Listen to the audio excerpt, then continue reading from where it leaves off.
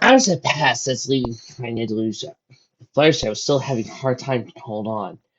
Earlier, they were forced to slow down several times so the Pegasus could get a firmer grip. On the net, they kept a good pace. They raced past small villages, isolated farms, small woodlands, and vast plains that stretched in each direction. Now, with the sun beginning to set below the horizon, Fluttershy could feel sweat pour off Dora as they raced towards the over wooden bridge. The river's current flowing quickly southwards. "We just passed the border between north and south," he said. "Shouldn't be much longer." Fluttershy didn't answer, since he was close to falling asleep. Thankfully, Dora had thrown out a bit, and the ride was more comfortable as he could feel her eyes getting sleepy, and wanted to close them. Because he knew if he did, she would probably fall off, so he clung on even harder, and prayed he would get there soon. Dora crested another hill and stopped to take a breather. First I realized he had stopped and looked at where he was looking at, jaw dropping into sight. The city sat on a large hill, was sloped evenly down the flats, and stretched for a while in all directions in the shape of an ellipse. A large, gleaming white wall circled the city, while at the top was a smaller wall built for a great hall. Fluttershy, through her heavy eyes, could make out many buildings that rested in the hillsides. All of which were made out of wood and had straw for roofing, but they stood proud and tall in defense of something. "Castilian, greatest city in Horska," Thor said proudly. Broke into a canter the rest of the way. Letting Fluttershy to rest her eyes and drift off to sleep. Zora didn't notice as he calmly jogged into the city. His passengers are unawares of anything around her. "Well, look who it is," the voice called briefly from the main gateway right before it. "And I was beginning to think you were dead." Zora looked up and saw just that horse looking down at him with a sneer across his face. "You keep thinking that it'll never happen, Bruetta," he chuckled. "So, what can I do for you today, old friend?" the horse Brenda asked. "I need to see Freya immediately, to bring a Pegasus pony from Equestria to safety," he said, turning around to show Fluttershy on her back. "Is she all right?" Brenda asked, his voice expressing concern. "She looks dead." Zora's eyes widened. The wound wasn't that bad, was it? Finally, he swung his head around to look at her. In a moment, she started to snore. Swore a cat's purr to snore. With a sigh of relief, he chuckled and looked back at his friend. "She's all right, just asleep. Now, you gonna let us in or not?" "Well, if I was in charge, then I'd let her in. But you, no way." "I ain't, though, so unfortunately for me, in the city, I gotta let you in." He moved away from the wall and let the gate open. The large doors groaning as he shifted away from him. Zora shouted out his thanks and cantered through the city. "I'll see you at Helmore tonight, then," he called as Zora went through. Zora looked back at him with a grin. "Looking forward to it." Zora then turned his head around and followed the path that led up to the fortress at the middle of the hill. Many horses were giving him odd looks and glances as he went past. He ignored them and continued up the hill, guards on duty saluting him as he went through the marketplace. Dicing easily 4 young foals that were playing tag. He finally made it to the gate and expected to proclaim himself before entering. Fortunately, however, he saw the walk right in. He ignored the guard's salutes and greetings as he raced towards the front door. When he arrived, he reared up and pushed through the great door open. Hazukai stirred inside as all heads turned on him as he trotted through. "It seems," he wondered, "I was just interrupting a meeting. Oh well, this is more important." An old man rose from her chair and smiled. She was lighter gray than Throa and had a black mane and tail. Her eyes were a cyan blue, and seemed to have a soft glow coming from them, when Throa stared at her. "Freya, my dearest cousin," he greeted her warmly. Freya walked down the stairs and wrapped her forelegs around the silver-maned horse in a hug. "Throa, it's good to see you again," she greeted him with a grin. She pulled away and went back on all fours. "What brings you back to Castilian? What was your mission to suggest?" "I'll get to that later," he replied. "First, I need someone for my passenger here to rest comfortably." He turned his body, showing Fluttershy to Freya, who gasped. "Come, put her on my bed," she said. She excused herself for the meeting and led Throa to the dining hall and up the stairs, down the corridor, through the doors, with golden armored warriors whirring up on front. Thornton leaned over as the flashlight gently slipped on his back and onto the horse bed. She stared a little, her hose reaching out for something. But soon was calm again. She rolled over and began to snore gently again. There, Thornton watched her for a while, making sure she was comfortable. He then turned and left her, closing the door behind him. "She's collected 50 now," Freya commented on flashlight as he walked down the corridor to the main hall. Yeah, sure is," Thor said. "She's got a wound on the side of her head. Missed the clean when she's awake, though." Freya nodded. "So why is she here? You said you'd tell me while you're back." Thor looked at her sadly and began a story. "I met her in the Andalusian prisons. We were both about to be executed when a dragon attacked." Freya's eyes slunted to his with horror written all over her face. "Dragon," she stammered. Thor nodded. "But dragons are all legend in Horska." "Legends don't destroy an entire city," Thor said. Freya's eyes widened even more. "Andalusia has been destroyed." Thor nodded. "Are you sure?" "I had a perfectly good view as the city collapsed around me, with flashlight on my back," he said, gesturing with a hoof to the room with the sleeping equestrian. "As far as I know, no one else escaped." Freya looked at him grimly. "Then we'll have to keep lookouts posted all night and day in case the dragon attacks us," she said as she led him back down the stairs and into a room with a large table in the center. On the table was an old torn map of Horska, with writings of the different countries that dwell on its boundaries, as well as markings of the many towns and villages that made up the Horny Treaty of Horska. "But the destruction of Andalusia could make things interesting," she said quietly. "What do you mean?" Thor asked inquisitively. "If no one got into the city, then we can use the inevitable confusion to our advantage," she said. Thor's mouth opened slightly to surprise. "You mean to assault the south?" Freya nodded. Thor shook his head. "Oh no. I don't think this is the best move." He was cut off by another horse. Chestnut Stallion walked in with a deep, booming voice. "What's going on here? A long council? Without me? I was saving you, Freya." The horse said jokingly. This was older than Freya. His mane was short and turning gray. His brown eyes told anyone of the fire he had built so bright freely. "Don't worry, new Thor," Freya said, turning his head towards the newcomer's smirk. "You haven't missed much." "Thor, my young friend, how have you been?" Luthor greeted him warmly, placing a hoof on his shoulder. Thor returned the gesture. "I'm good at the moment. Glad to see the old Doug hasn't laid down his eggs yet." Luthor snorted. "I'm not that old, and I can still give you a complete lump for kicking." Thor chuckled at this. "All right, you two. We can have this later. But right now, we got other matters to devote," Freya said, drawing his back to her. "Really, Freya? Like what?" Luthor asked. Thor then told him everything. From the dragon attack, the escape, to the strikes of Andalusia. Once he had been told that, Luthor moved to the nearest chair and sat down, eyes showing his shock. "Really? No one survived?" Sorry. "I'm not entirely certain, but I saw no one walked out the northern gates when I was there, so I assume yes." "I'll send out warnings to all the towns and villages. But how does this involve me?" Luthor asked.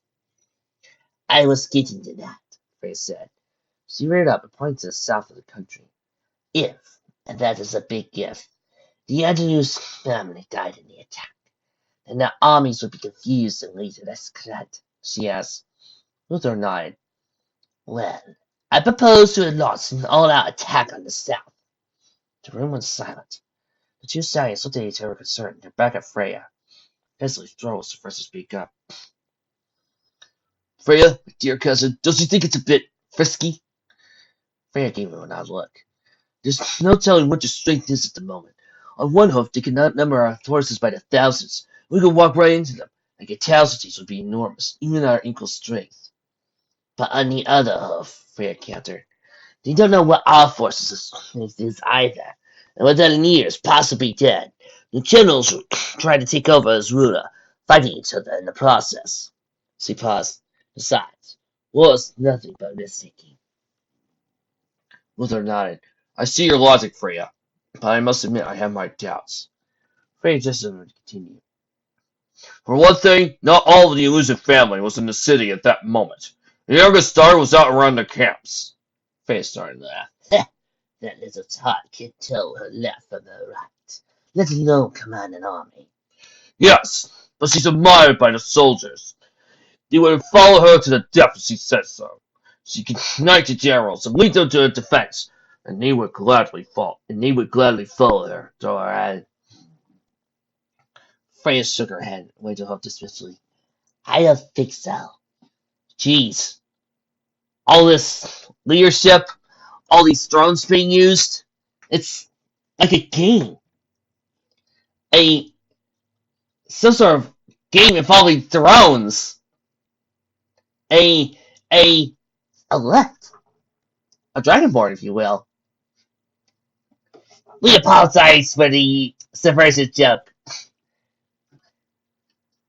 Them and the news generals have always had the chance to conquer us. So why haven't they? She waited for him to give a response, to which none came.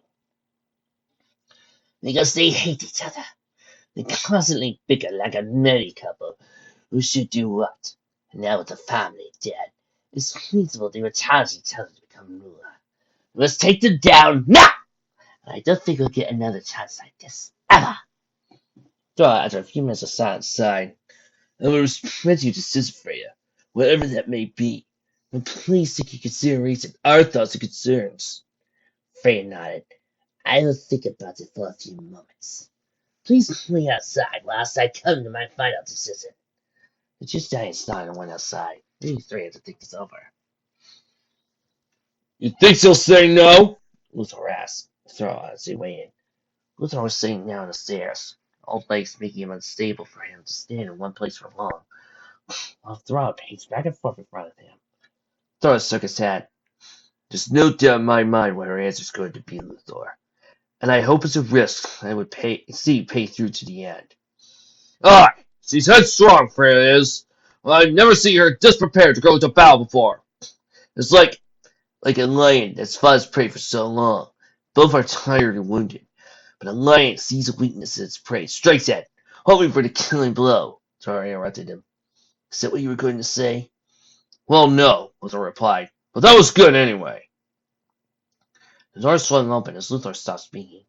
He rose from his seating position, and Thor stopped pacing. Freya walked out with determination written all over her face. General Luthor! She turned to face the warhorse.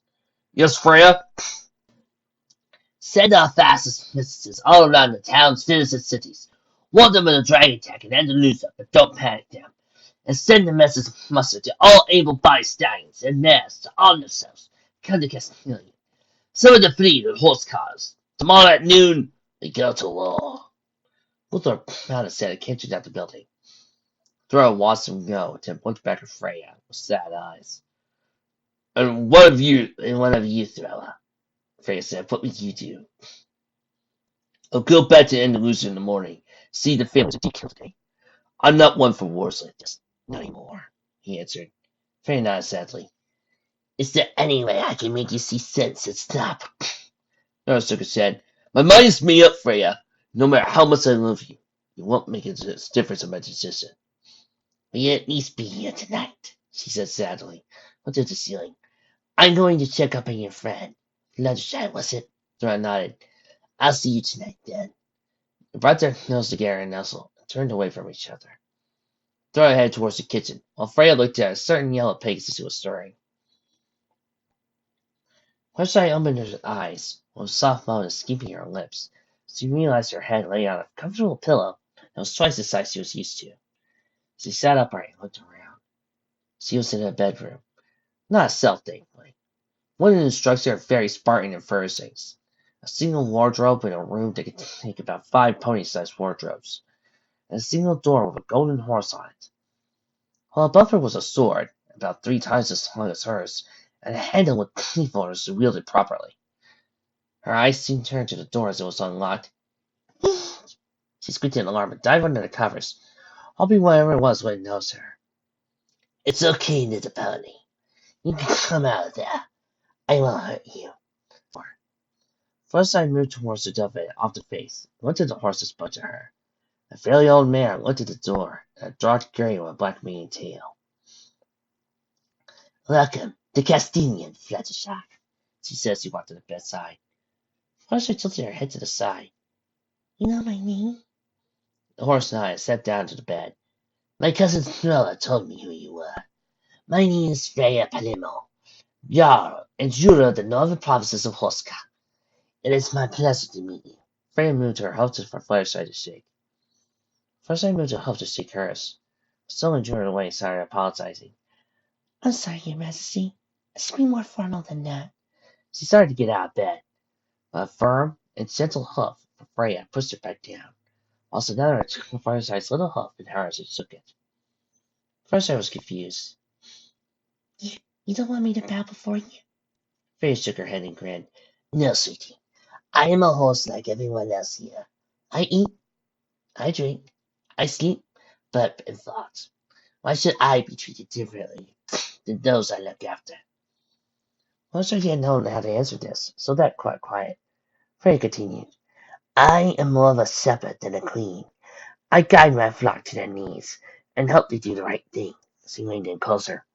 And speaking of doing the right thing, I would like to look at that wound of yours. First I nodded. First wound caused by the horse's kick. Freya grimaced when she looked at it. It was quite big and already showing signs of stitching. But dry blood along his surface kept the horse from seeing the full extent of the healing. You were truly lucky not to have been killed, she asked. How did it happen? It was the middle of the night. I was running from the sounds of fighting. Then I felt something hit me hard on the head. I went for standing up me. I tried to get away, but the horse hit me in the same place, knocking me out. Busheye answered. Freya smiled comfortably. Well, you're safe now. No one will hurt you here. You have my word. She turned to the Lord. Flaputa! Dear! She called to the door. I'll put the young mare about the same age as Fluttershy, white with spots all over her. Yes, Freya, my lady. She curtsied to the grey horse. Gigan flannel and a bucket of water, please, Freya asked. Flapperta curtsied and was about to walk off. Flapperta! Freya called again to her. The spotted white horse turned her head around. I told you many times there's no need to curtsy me, she said with a smile. Flapperta nodded and trotted off. So young, he used to bound. Then she turned her head back to the faces. Once a small conversation with great interest. Now tell me, what little young pony, who lives in the most peaceful land in the world, want to come to this forsaken place? It's a long story, actually, Fluttershy replied. Freya grinned. Ah, and the story can wait for tonight. As a kiss of Holler and Helmwood, I'm sure you can entertain us on tales of your travels, Freya said. Fluttershy gulped. Kiss of honor at... Then she suddenly realized. What is Helmwood? It's a feast of honor we have to celebrate our home here, and gathering close friends. The Fluttershy was worried. An untold number of horses would be at their party of sorts. She would be the guest of honor, and worse, she would have to speak! She felt the butterflies in her stomach go wild. Her worry was safe to return with a bucket in her mouth, placed it by Freya's side.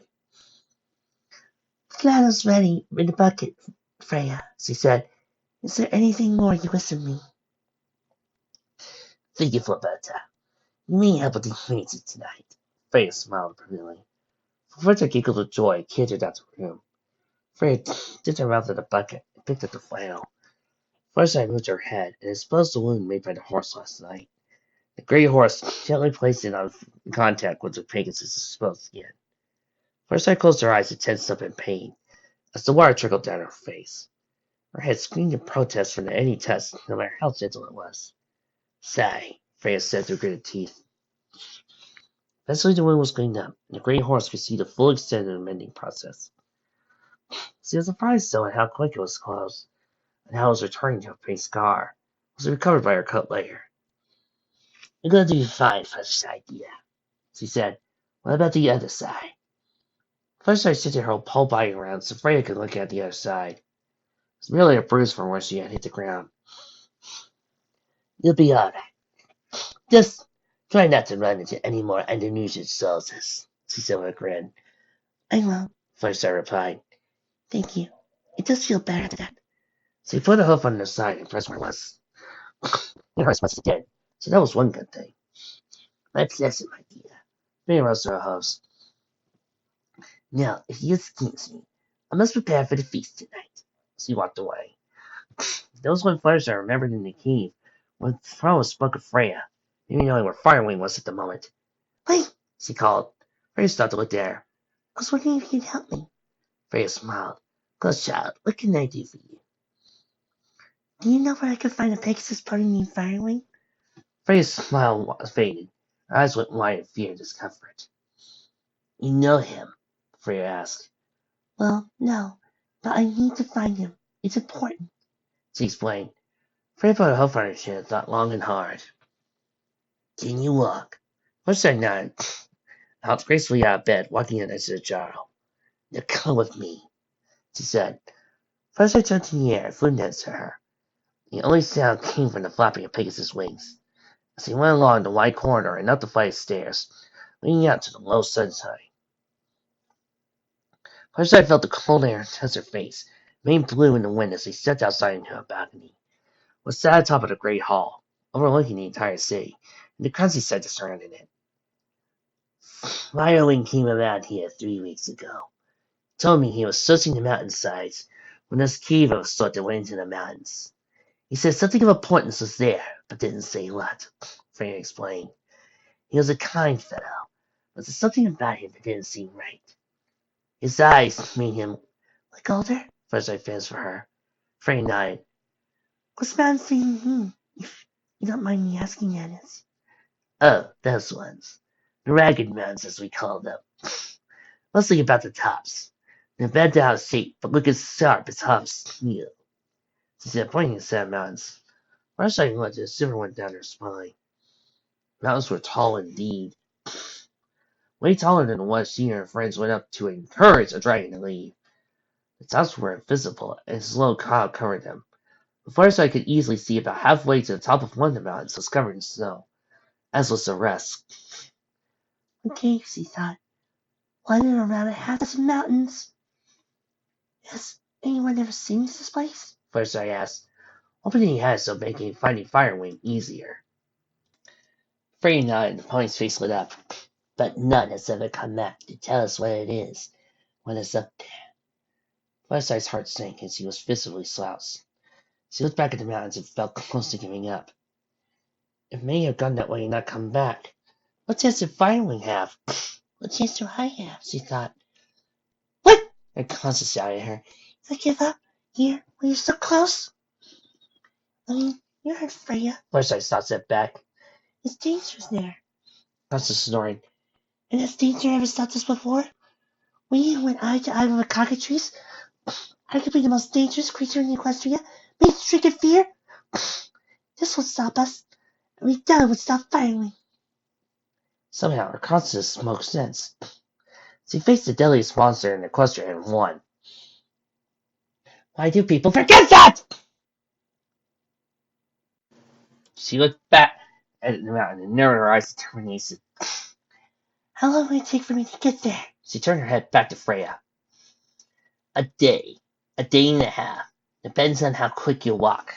And if you're a pony or a horse. Freya replied. Fireside sighed. The more time it would take getting there, the less chance she would have of finding Firewing. She had no choice. Yes, the road is dangerous. But this whole trip from Detroit to Horska has been. From the moment she crossed to the Horska, she knew how dangerous it could be. And yet she continued. May you leave tomorrow for the mountains? If that's all right with you. Fireside asked Freya. With disappointment nodded her head. As a guest, you're free to leave the city when you like, my dear. Just promise me you'll come back now when you're done with you, Freya said with hoping eyes. Fireside smiled. I'll try, Freya, she said truthfully. She didn't know what it would bring. Even getting there wouldn't be easy.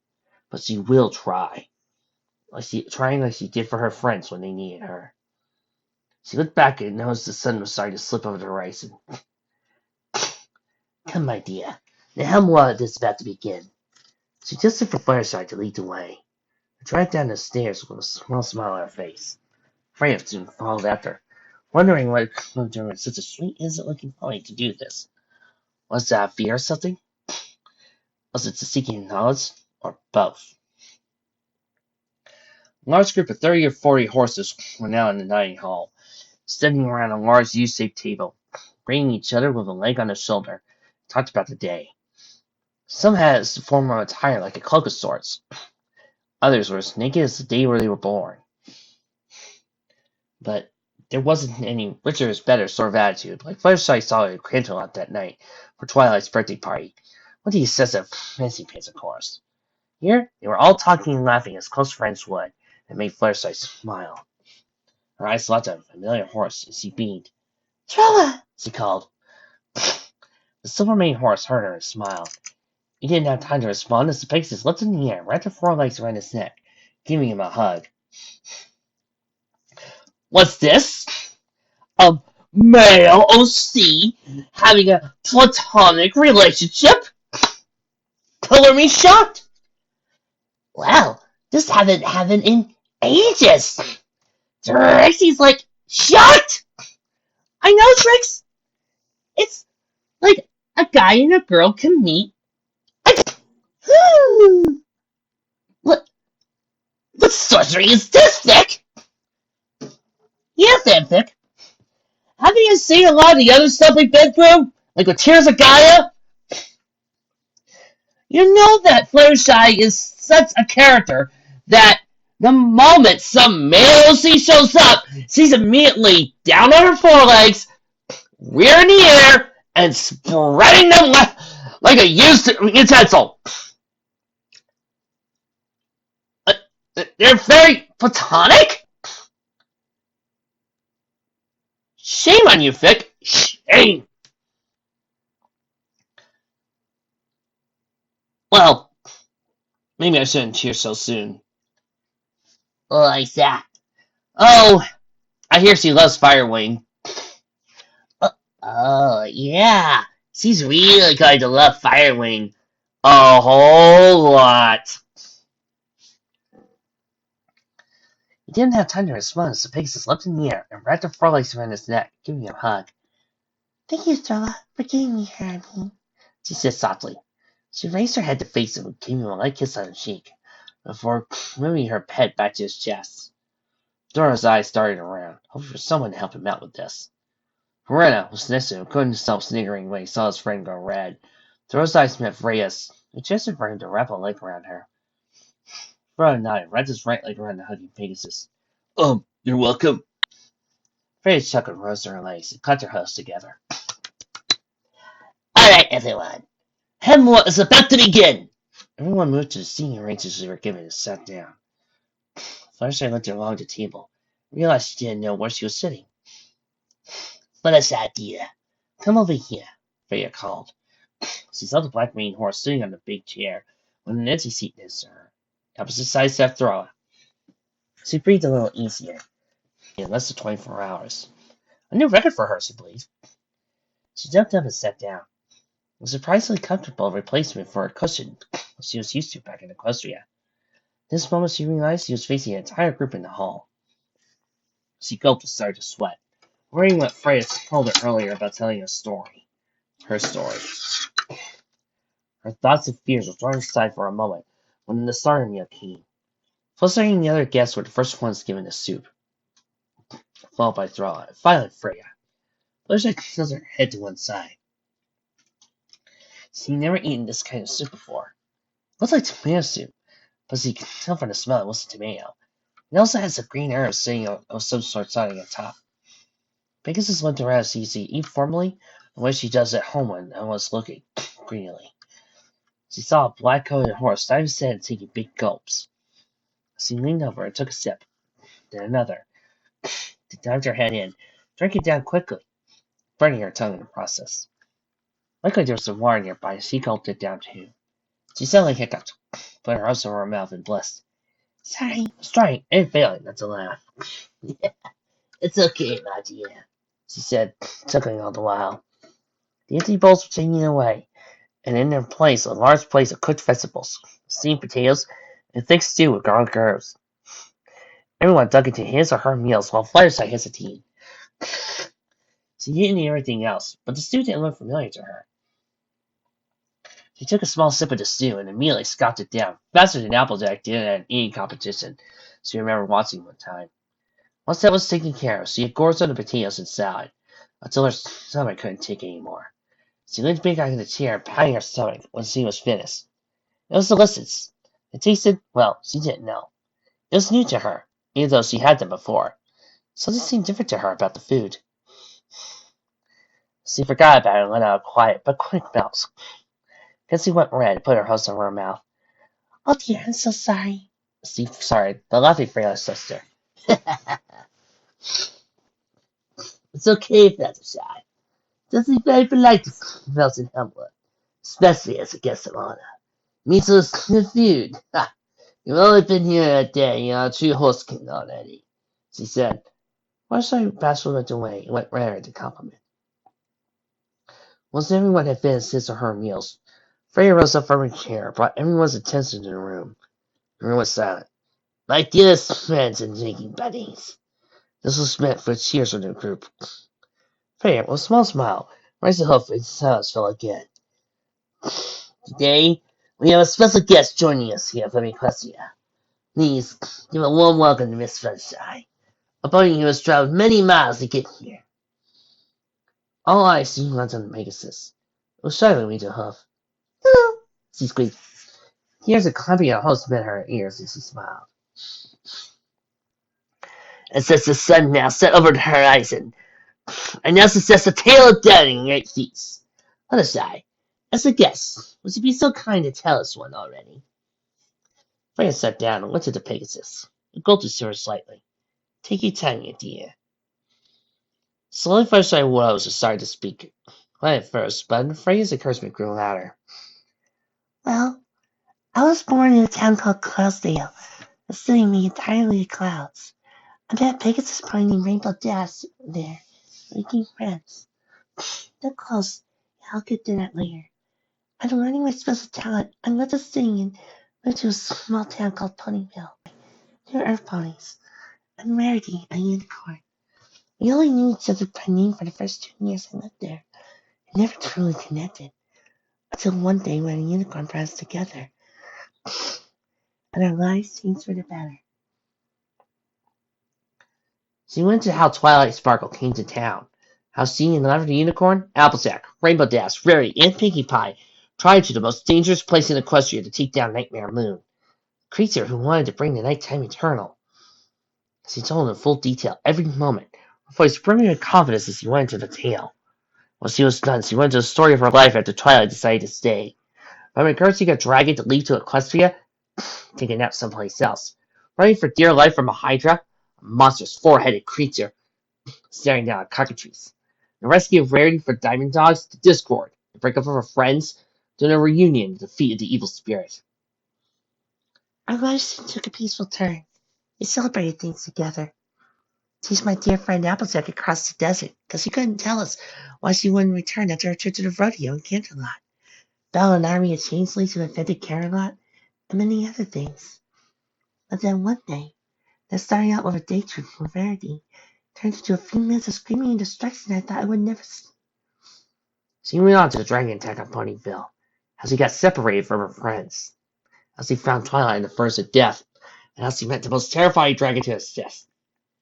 I was scared. I was so angry. This dragon had attacked my friends and destroyed the town without a second thought. I leapt up to it and sculled it. All my words and forced it away like last night. Hellswing breathed fire on me. For a few seconds, I felt pain, then nothing. Everything went black. Seconds later, everything returned to normal, then black again. She told him how she woke up a moment later, and how she had changed. How she was able to walk through fire without a single burn, the ability to see and hear beyond the norm. How she could speak and understand a language that nobody seemed to understand, except one. I was told by Princess Celestia that finally could tell me where it originates from, what it means. So I started this journey to find him, and get answers nobody else can, so I could return and live the life I wanted to have, of peace and quiet. She finished and sat back down, letting everyone's reaction. 30 to 40 horses sat in silence. The steer is cornless as they looked at the Pegasus in a mix of wonder and awe. Fluttershy looked towards Freya, who sat there speechless as well. How on the other hoof? Put his hooves together, started to clap. Freya was broken down in her daze and started to collapse. Soon, the wall was alive with cheers and applause from the great horses. Fluttershy smiled and bowed her head modestly. Help work gathering, they continued into the night. So, I guess what Fluttershy's trying to say is that, she was born in the back of a wagon of a traveling show. The people would throw money for the people they know. Unicorns taking steps in these. A town they call it in the rubble, but a town they call. Thank you. Fluttershy had excused herself later in the evening, seeing she was tired. Freya was all right. The sisters began to speak on the oncoming war that lay ahead. Some songs were being played. Pegasus could still hear them from the balcony where she sat, gazing in the mountains where are now black silhouettes in the far distance. The songs being played, a beautiful tune, but yet more sad and mournful. Fluttershy hated sad songs, mostly because they made her sad. She went to more cheerful tunes that spoke of life and beauty. The air was mild, and the wind soft as a hair coat, her mane flowing gently in the breeze. Whilst above, a cloudless night showed Fluttershy one of the most spectacular sights he had ever seen. The sky was a beautiful color of green and red, like a wave out in the ocean, flowing gently across the calm seas. Her eyes went wide and her jaws slackened, amazed by the sight. Twilight would love this. Aurora Borealis. Fluttershy came from behind her. At first I looked back to see Thra standing there. Big smile on his face as he watched up the Pegasus and sat down beside her. It rare occurs here in Horska, but legend says they tell of the future. Really? How? Green for good, red for evil. Both are out tonight. So I would say great and terrible things are about to happen to us. He said, Really? Fluttershy said alarmingly. Thra chuckled. I don't know. Some things are just a legend now. Fairy tales. He said to the Pegasus. Do you believe them? Fluttershy asked. Smiled from Thra's face. After today, I don't know what's legend and what's so. I'm not sure, he replied. Silence fell between the two equines as he stared at the sky. Watching the aura swirl and dance in the sky. During your story, I noticed you never said anything about your friends on this trip. Didn't they come with you? Yes. First I looked at the silver-maned horse. She looked at the door and began telling him why they weren't with her. When they should have been. Thor widened his eyes as he finished. Well, he said, unable to say anything.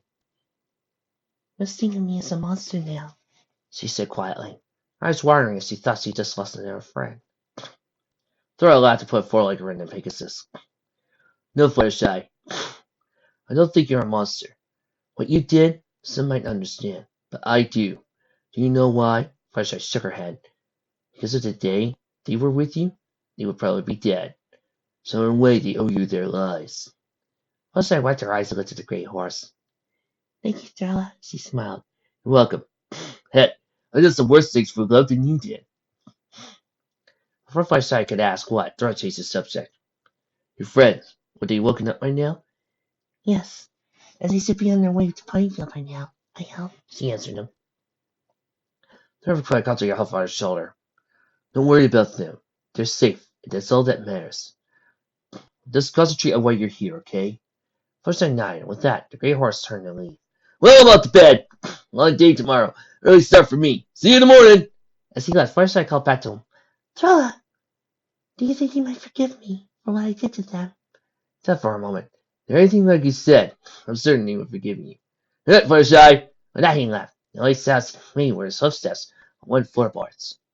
Fluttershy looked back to the stars and the dancing light above, lost in thought, wondering whether her friends were seeing this beautiful display as well.